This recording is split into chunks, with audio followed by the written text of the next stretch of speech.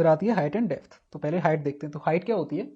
Height जो होती है उसे हम नीचे से मेजर करते हैं। तो लीफ से लेके उस किसी भी पर्टिकुलर नोड की जितनी भी डिस्टेंस होती है, यानी कि उसके बीच में जितने भी एज होंगे, उसी को उसकी हाइट बोल देते हैं। जैसे कि अगर हमें यहाँ पे 7 की हाइट देखनी हो तो वो 1 होगी, और 5 की हाइट देखनी होगी तो वो 2 होगी।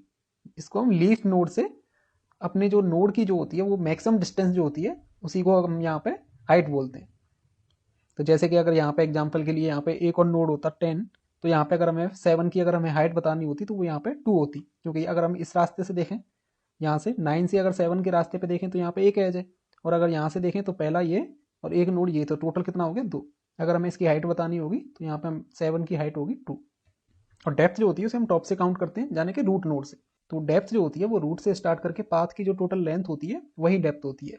तो इस ट्री के अंदर अगर हमें 5 की डेप्थ बतानी होगी तो 5 की डेप्थ होगी 0, 7 की डेप्थ होगी 1, 10 की भी 1, और अगर हम यहाँ पे 8 पे आ जाएं तो इन सभी की डेप्थ होगी 2।